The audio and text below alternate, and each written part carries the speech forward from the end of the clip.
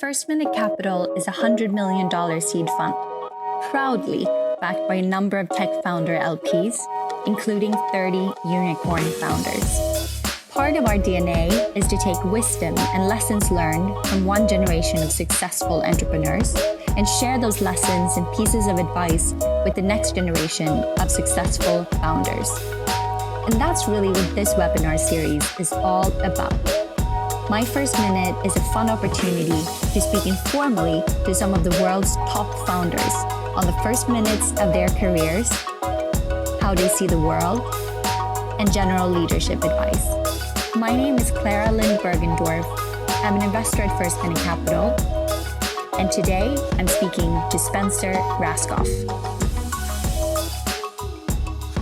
A very hard job is to try to summarize Spencer's career, which is way too impressive to summarize. Spencer Rascoff co-founded Zillow, which he ran for a decade and took to IPO and $10 billion market cap. Before that, he started Hotwire.com, which sold to IAC for close to $700 million. He's been a board advisor to a number of big companies such as Tripadvisor, and recently co-founded dot.LA, which is a media site that we love and that helped make this webinar happen, that covered the booming tech scene in Los Angeles. He teaches entrepreneurship at Harvard Business School, is a New York Times best-selling author, has two phenomenal podcasts, one called Office Hours and another one, which is my favorite, which is called Dad, I Have a Question, which he runs together with his 11-year-old, absolutely wicked smart son, Luke. Spencer has also recently co-founded a second very stealthy and intriguing company. And on top of all of that, he's been an angel investor for 20 plus years. So obviously a very busy man. Thank you so much for taking the time, Spencer. Thank you for having me. It's great to be here. I thought we could start with you taking us back to the humble beginnings, or maybe not so humble. Were you born to be a mega successful entrepreneur, or how did entrepreneurship come to you? How did you start your first venture? I definitely grew up in a household like my kids are growing up in, where business and entrepreneurship was discussed at the kitchen table. My dad had an important influence in my career path because he was an accountant. So he went to went to Wharton undergrad, and was an accountant, had become a partner at an accounting firm in New York.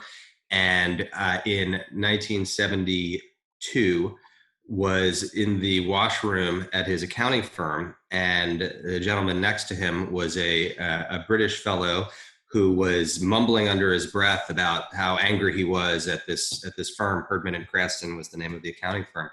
And my dad said, what's the problem? And he said, this ridiculous white shoe, New York fancy accounting firm won't take on my client. And my dad said, who's your client? And he said, my client is the Rolling Stones. And I wanted Herdman & Creston to be our auditor. And, and they threw me out of the place. And that was Sir Rupert Lowenstein, who was the Rolling Stones' longtime manager. And my dad said, I'll take a leave of absence and I will be the tour accountant. And so my dad took this very weird, his career path took this very weird left turn from the straight and narrow from the Ivy League into accounting. And so I was on the kind of investment banking private equity path, which is very, very common out of East Coast American school. And I wasn't really inspired by it. I liked the time pressure of working hard on a deal. But I felt like I was never there to see the next chapter written, which was, what happened to the company after the acquisition? Did the synergies actually come to fruition? Did it turn out to be the right strategic decision to buy or sell that company? So when I was working for Bonderman and you should ask him about this, when I was working for Bonderman at TPG in 1999, he had come up with the idea to start a discount travel website to compete with Priceline. And TPG had a lot of airline experience. They owned Continental Airlines that they bought out of bankruptcy, America West Airlines that they bought out of bankruptcy. They owned or controlled Ryanair in the UK. And so TPG, David and I put together the company that would become Hotwire. And so we got 6 airlines and TPG to fund $75 million to create a consortium company to try to create a discount online travel agency. And I left TPG to help run Hotwire and never looked back at private equity or investment banking. I can see that our LP, Barry Smith, who founded Skyscanner, is on the line, and we got our very own Brent Hoberman from lastminute.com. So I'm sure we'll get to more travel tech questions later on. But when Hotwire.com was about 2 years old and a booming travel tech startup, 9/11 hits, and overnight we go into a massive travel market recession. Yeah. Are there any lessons learned from battling through that downturn that you think could be helpful for the founders on this call, who some of them are grappling with similar market dynamics today? Yeah, it was awful. It was really awful. I mean, and to make matters worse, it was really quite personal for those of us at Hotwire. So first of all, we had tens of thousands of passengers around the world that were stranded because flights were grounded for, I think it was 13 days. Secondly, I had given a speech at the Millennium Hilton in New York, which the day before or 2 days before, which became ground zero. It was crushed by one of the towers.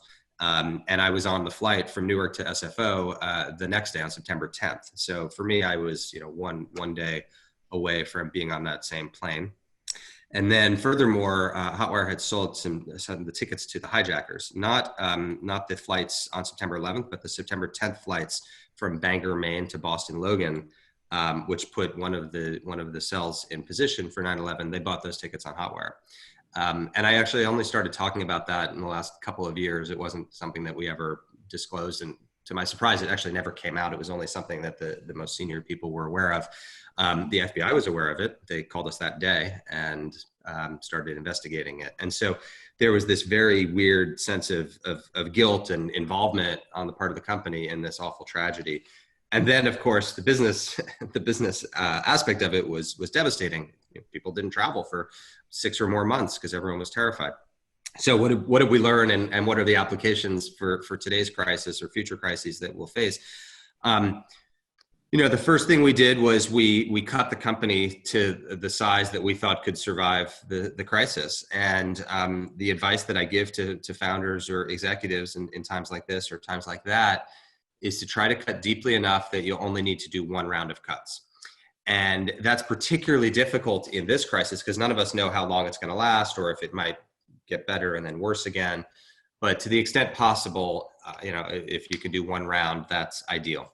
The second piece of advice I give is to treat those people as generously and fairly as you possibly can in terms of acceleration or extension of the exercise period on options or health insurance or outplacement. I see a lot of companies now doing a great job with something that we didn't think of 20 plus years ago at Hotwire, which was creating these online directories of people that have departed the company. I see one from Airbnb floating around. I see one from Uber. I see one from Tripadvisor where I'm on the board. And that's helpful. And then most importantly, showing empathy. It's amazing how many companies forget the importance of showing empathy during that really difficult moment in a company's life. And the companies that really get in trouble and get kind of raked over the coals in the press are the ones that don't do it empathetically. Then the most important thing is the next day, the day after the layoffs, the day after the cuts. And there I counsel people to try to reconnect the survivors, if you will, the people that are still at the company, with the mission. You have to re-recruit them at that moment. You have to try to remind them of why they joined the company in the first place. What is it that we're doing here? What is the higher good that the company exists for that they should really care about? I guess there's one other tactical thing, which is either at that moment or in the couple days before, I think it's valuable to let people opt in to the reductions. And you'd be surprised how many people actually choose to be part of the layoff for one reason or another. Either they want the severance that the laid off people get, or they want to get ahead of the job search, rather than waiting 3 months later, when it might be a more competitive job market, they'd rather do that up front, or they weren't that happy at the company anyway, and it's a good opportunity to separate. But giving people a chance to opt in is important, because you want to be able to look at those people on day two, the next day, and say like, okay, this is it. We're in, we're locking arms, we're united. And that's what we did really well at Hotwire in 2001. And actually, that's what we did really well at Zillow in 2008, when the same thing happened just 2 years after founding the company.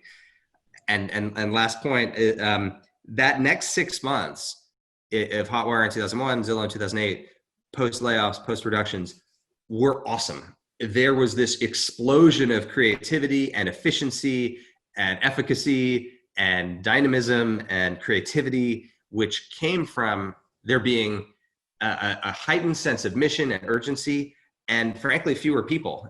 Just the creativity that comes from having to do more with less is really powerful. And I think if you asked employees at either of those companies 3 years later, they probably would almost unanimously say that it was a blessing in disguise. Because I remember hearing you in a different context refer to the 2001 crisis as a silver lining. I meant it in two ways. Number one, the company really came together and became, as I say, just a better company.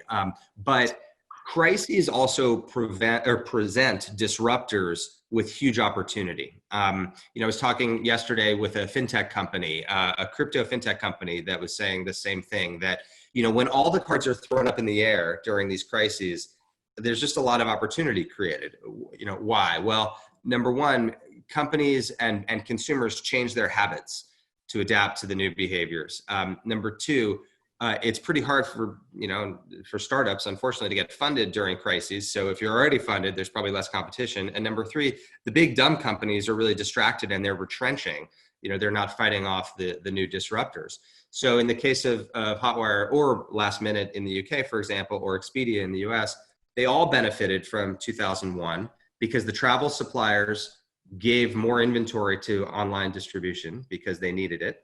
And consumer behavior shifted from working with offline travel agents to online travel agents. So there were business behavior changes and consumer behavior changes during that crisis. In the case of 2008, the financial crisis and the real estate crisis globally, same thing. In the UK, Zoopla and Rightmove benefited. In Australia, REA benefited. In the US, Zillow and Trulia benefited.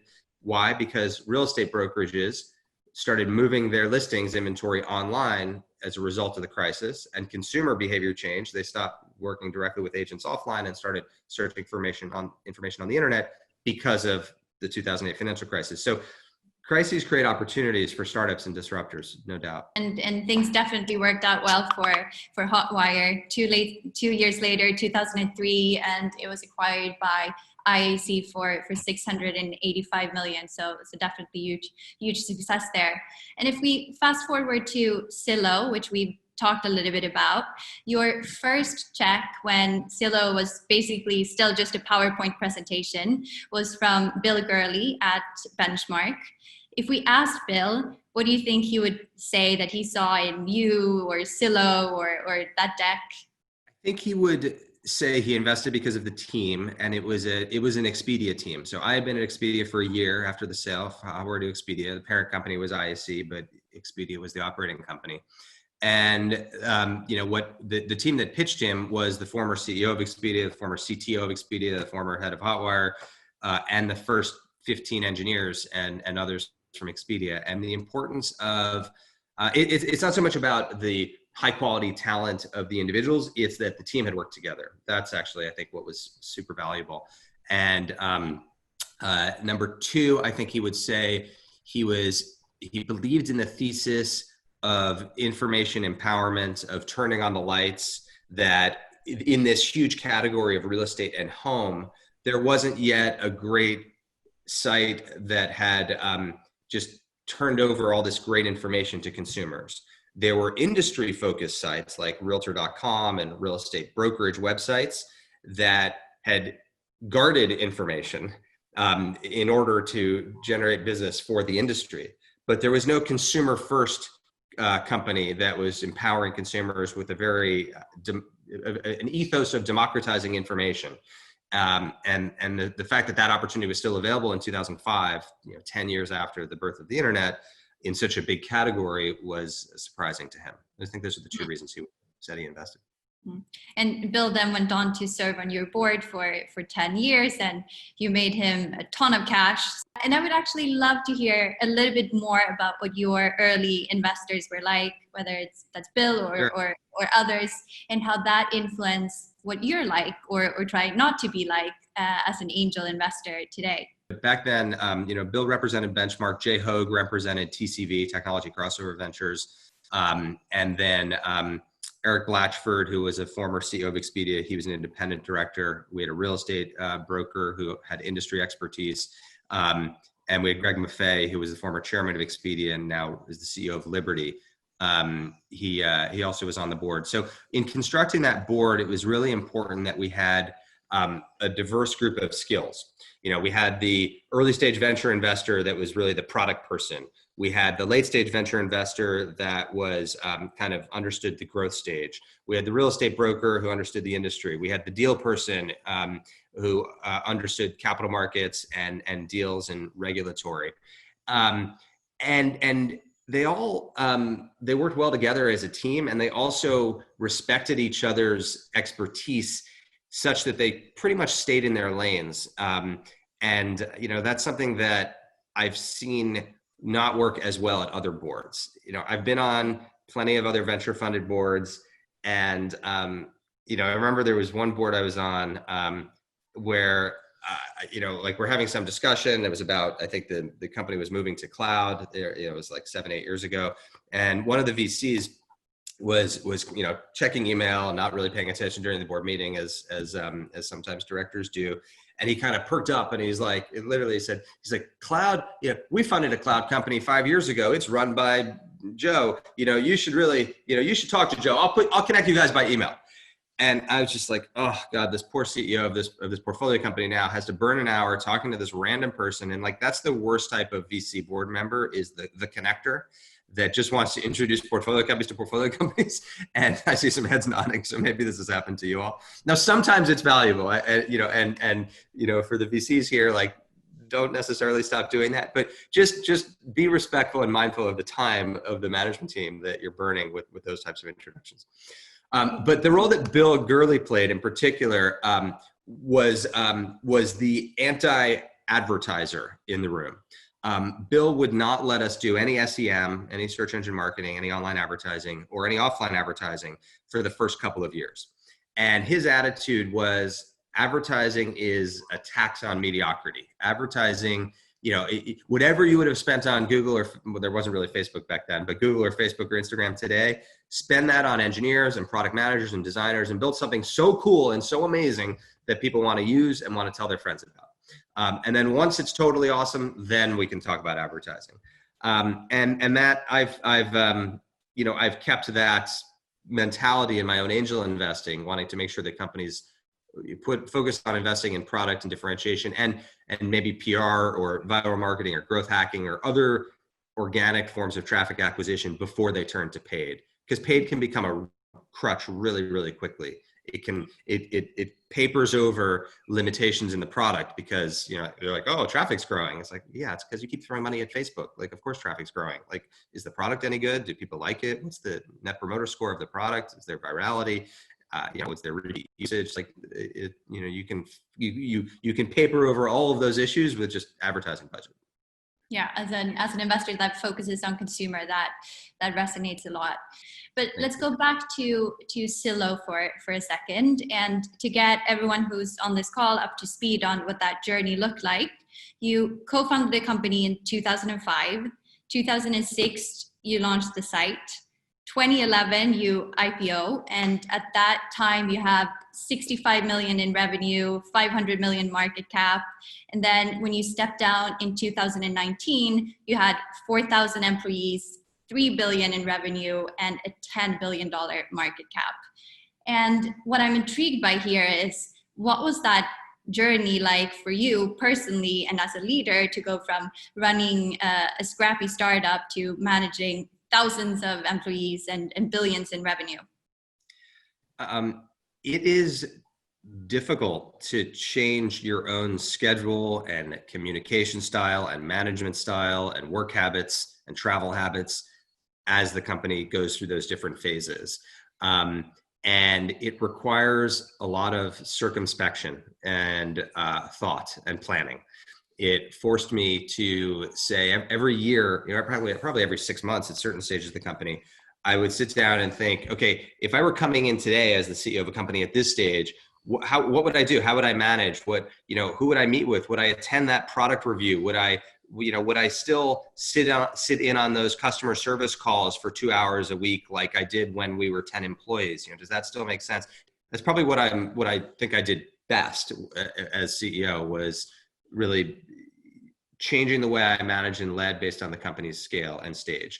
The big buckets of change there are probably I'd say number one, just how you manage your calendar, like how you vote with your time, and stopping to go to certain meetings and starting to go to others.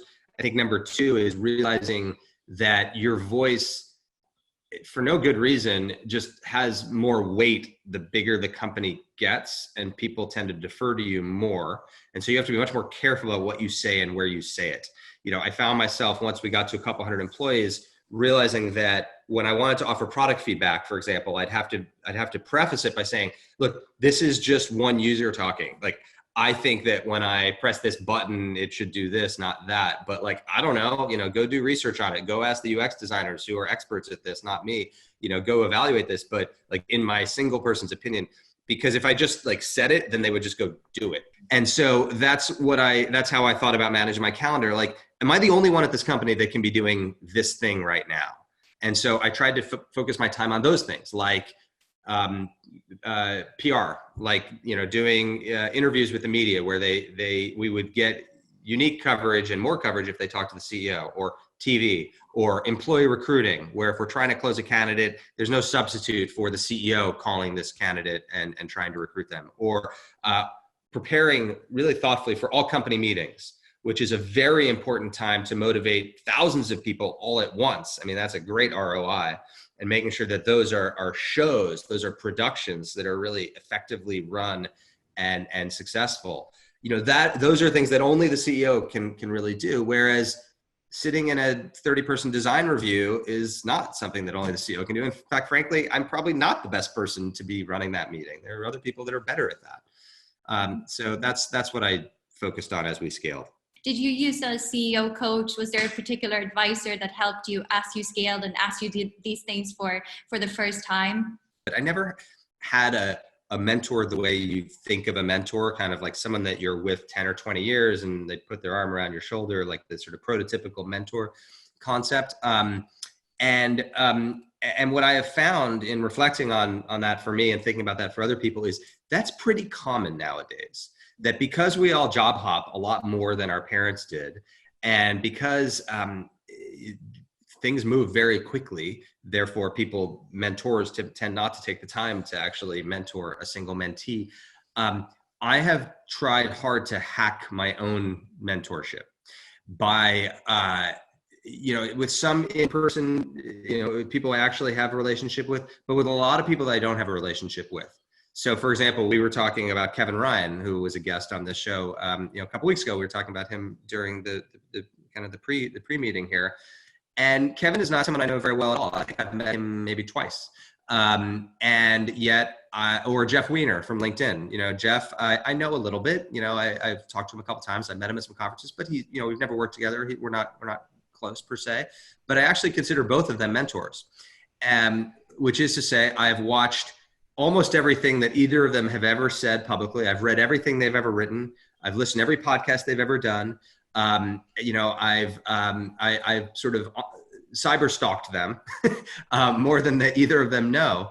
And I consider them mentors. There were plenty of times, especially with Jeff Weiner, who was running a company about the same size, LinkedIn, same size as Zillow, as we were both sort of, the companies were scaling. I watched him really closely from afar in terms of how he communicated with employees, how he did media. And I consider him to be a mentor, even though he doesn't know that he's one of my mentors. I love that. And I know that you're definitely a mentor to a lot of people, not the least your students in your Harvard Business School entrepreneurship class. If you could only leave your students with 3 lessons on entrepreneurship and leadership, what would those 3 lessons be? So the course that I taught, I created this course and taught it in the fall. And one of the key points of it was about the importance of communication, executive communication to your teams. Because so many courses at business school talk about strategy. How do we make the right decision? Should we move in this direction or that direction? And a lot of them talk about individual management. But what I have found in my career is that even more important than making the right decision is communicating that decision to a variety of constituents. So what the exercise that we did for this course several times was we would read the case, we would debate the case, and then I would have them communicate that decision across different channels. So they had to write a Slack message announcing it to the company. They had to create a PowerPoint for the board. They had to write a speech for an industry conference. All this, the same decision, like Zillow is going to start buying and selling houses. Okay, well, how do you communicate that to your employees, to your investors, and to people in the real estate industry and they all approach it very differently. The employee wants to know, what does this mean for me? The investors want to know, what does it mean to the value of the company? And the industry wants to know, what does this mean for me? And they probably have a negative bias towards anything that looks like change. So communicating decisions is probably even more important than the actual decisions that you make. I think that's the most important lesson. Briefly, other lessons are, the key thing that has been successful for me in my career has been surrounding myself with people that are better than me, that are better than I, that work well as a team, and just the importance, the fact that a small group of people properly motivated can accomplish much more than any individual, no matter how smart, or any group of individuals, no matter how smart or hardworking. They have to have great teamwork and proper motivation. We have a very, very special work from home guest to bring in. Spencer, do you want to call on our special guest? Sure. My son, Luke Rascoff. Come on over here, Luke. Hi. Luke is 11 and loves everything that we've been talking about: business, technology, entrepreneurship, etc. And I'm excited that he's here. Luke's got 20,000 listeners in over 20 countries, and if you haven't listened to that, I have a question. You should definitely do that. Maybe you could tell us about your favorite podcast episode so far, and what you discussed, and what lessons you learned in that episode.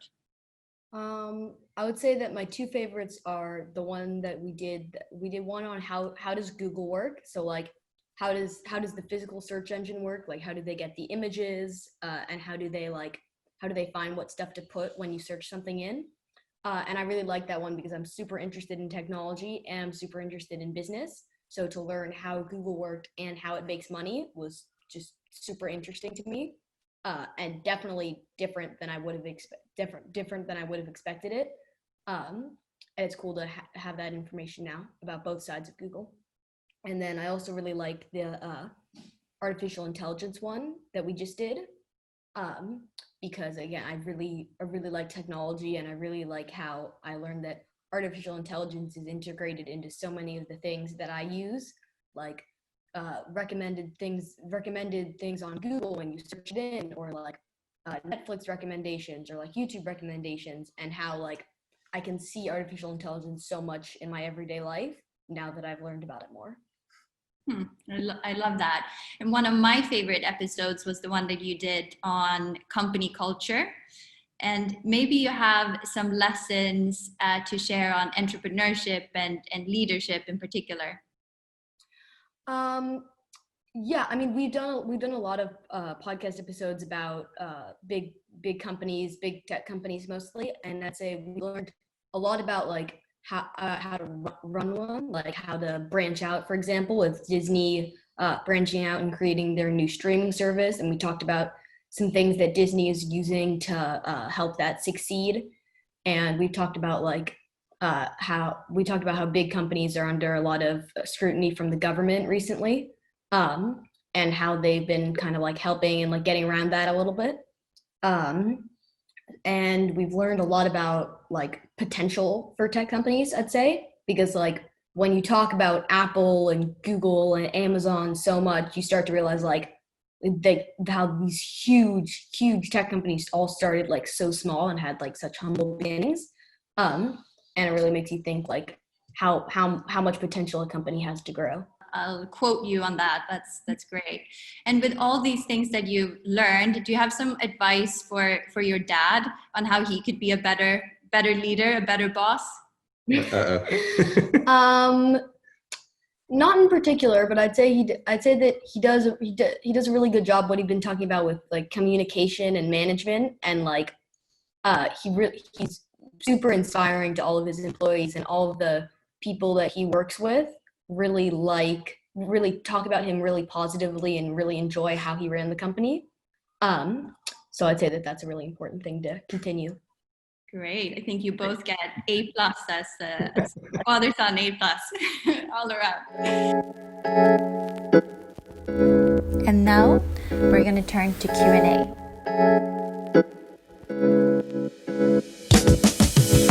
Spencer, I love your son's podcast, and I'm going to get my 12-year-old son onto that. The question relates going way back to where the Hotwire and when I was doing lastminute.com days. Did you look at booking? How did you feel about what are the lessons we can all learn from not being booking.com? Oh man, booking.com. In other words, yeah, I mean, so quickly. We all bow down. Yeah, I mean, my quick thing was that I wasn't clever enough to have got their model, but the minute somebody explained it to me, I was like, God, that's way smarter than what we're doing. We should do it. And then I'd sold the company to Travelocity, and I said to them, let's do it, guys. Let's do it. And they're like, oh no, but we get margin compression for a few quarters. And I'm like, oh. So thank you, Brett, for the question. So for those that don't know, booking.com was bought by Priceline, okay, for very little, for what was it, Brett, like 200 million or something? Not very little, but you know, a fraction of what the company would become worth. And then within Priceline exploded, and so much so that the company renamed itself from Priceline to Booking Holdings, and it's now a $100 billion market cap company, or at least before COVID it was. So probably the best ever acquisition of all time, the best ever internet acquisition of all time was Priceline's acquisition of Booking, right up there with Google's acquisition of YouTube or Facebook's of Instagram. Okay, so here's what you all should understand as founders. All these online travel agencies were selling either a merchant model, meaning a fixed 20 to 25%, where they would charge a hotel, they would take a hotel room at $100, mark it up to $125, 25% margin. Oh, is that 25% margin? I always get my math mixed up. But anyway, whatever, a $25 markup. Or they would have the commissionable model. So they sell the room for $125 and they get a 10% commission, so they get $12.50. Okay, and that was like the way that we all did it all around the world. Booking's model was to have a variable margin where they would say to the hotel, hey, look, you set the margin. And on nights when you need us a lot, you can just increase it to 20 or 30 or 40%, and then we'll sort you to the top. And nights when you don't, you put the margin low and you'll be sorted to the bottom. And I think they started at a 10% margin. It was brilliant. And it was brilliant for two reasons. Number one, it blame shifted the margin to the competitive hotels. Hotels no longer said, God, Booking, those jerks, they're charging me $30. They said, wow, those other hotels, those jerks, I'm having to go increase my margin up to 30% in order to get higher than those other hotels. Google, and actually we talked about this in Luke and my episode on how Google makes money. Google does the same thing with blame shifting in their auction, right? Nobody blames Google for it being a $4 cost per click. They blame the other companies that have bid it up to $4. So these auctions are brilliant. And actually Zillow copied Booking and Google when Zillow switched their cost per lead model for real estate advertising from a fixed price to an auction. So, and Zillow did it primarily for this blame shifting reason. So, when we're on the phone with an agent, we're like, oh, it looks like it's $50 a lead in this zip code. They don't get mad at us. We're like, yeah, I can't believe it's $50 a lead. It's because those other three agents, they're jerks. They bid it up to $50. You hate them, don't you? Yeah. Why don't you pay 55? So lesson one is auctions are amazing. It blame shifts away from the auctioneer to the auction participants. Number two, disruption is pretty cool because it sounds like you pitched the idea to Travelocity. I pitched the idea to Expedia in 2003 2003 when we sold Hotwire to Expedia. And I said to Expedia, I said, look, I'm running the hotel business for Expedia. I'm negotiating these merchant rates with all the big hotel chains. And I can tell you, they started at 25%, they're at 20%, they're at 18%. I renewed the Starwood deal at 17% and Hilton at 16%.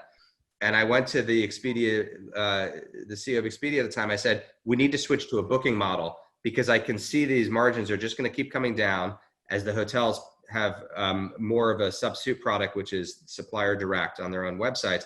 We need to switch to an auction model like Booking. And they said, we can't make that switch because it's too disruptive to our public market investors, because we have too much working capital and too much float, because the hotel, we're basically, we get paid by the consumer and then we pay the hotel later. And everybody's used to this current model and it would just be too hard. And it's just like, oh my God, if they had been a private company, they would have made the switch. If they had been a more long-term oriented company that didn't care about short-term results and cared about long-term creation, they would be Booking today. They'd be $100 billion, not 10 or 20 billion. So there's a lot that can be learned from Booking. And actually I see my co-professor from HBS, Jeffrey Rayport, is on. And we taught the Tripadvisor case together, which we wrote together this fall. And there's a lot of this in the Tripadvisor case, but there's a whole separate case on Booking as well. And there's so much to be learned from Booking Holdings. They won, and the rest of it's in online travel. Even those that got out, like you and I, we lost relative to Booking. Yeah, thank you. Great answer. Thank you. This is such a legendary conversation. So since we've had Mr. Hotwire and we've had Mr. Last Minute, I can't help but pick on Mr. Skyscanner. Thank you, Spencer. Thank you, Clara. Spencer, great to meet after all these years. Congratulations. This is kind of a reinvention question, I think. With you having co-founded many successful companies since 1999 across 3 completely different sectors, during that time, the shift in new technology and what new technology has enabled has been monumental. But with those changes in mind and regard to what that tech has enabled, what traits of yours as a co-founder have remained the same and consistent across time and sectors? And on the flip side of that, which co-founder traits of yours have had to change significantly over that time in order to remain successful across sector? I think the 2 that have stayed the same have been my prioritization of communication to my teams and the recognition of the importance of repetitive communication. This is, just like 1 minute on repetitive communication. One thing I learned as CEO is that your employees aren't really paying that close attention to you. You'll say something in one meeting or put something on one Slack channel or send something in an all hands email, and it'll kind of go in one ear out the other.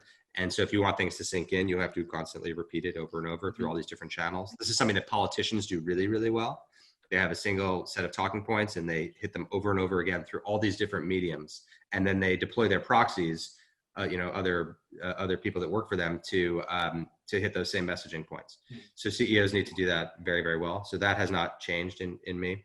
One thing that I do think has changed in traits of founders is, and this might be controversial potentially, but I would argue that it's easier than ever to be a non-technical founder and a non-technical kind of leadership team, that there's so much technology now that is accessible off the shelf through open source, through AWS, through shared code libraries, through dev contractors, through these platforms like Upwork and others, that I'm not an engineer. I've never written a line of code. And that was a pretty big disadvantage 10 or 20 years ago.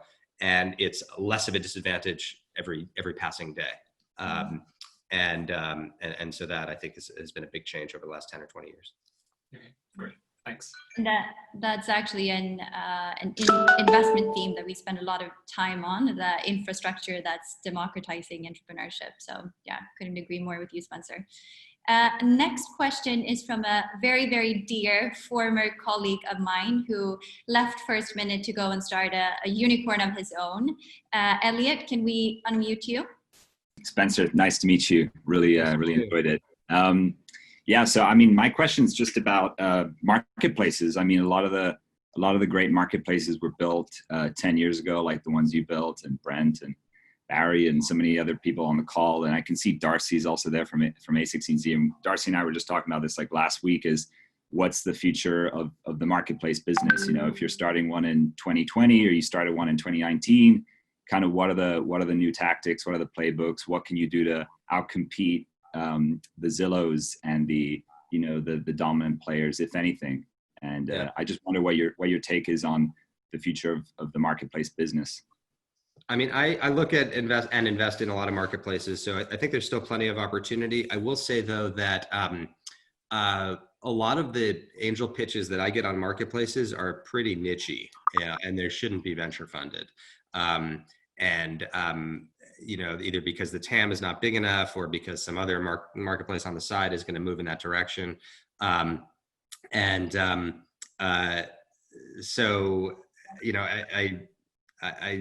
It's definitely getting competitive. As you know, the key to the marketplace, it's sort of trite, but supply begets demand, demand begets supply, and trying to figure out how to jumpstart that. The combination of those two is really hard. So what I look for when investing in marketplaces is the team or the idea that has some differentiated advantage to jumpstart one side or the other of the marketplace. If it's total cold start on both sides, it's very, very difficult, especially if the TAM is small, then it's probably not worth it. Thank you for that question, Elliot, and little shout out to Elliot. His remote labor startup just got featured in The Economist today. So congrats on that, Elliot. There's a lot of talk about, the Facebooks, the Googles, the Microsofts who were built so successfully because the culture was so great. But now, given what's happening with COVID, there is a lot of talk about people working from home and, working from home becoming the next new thing.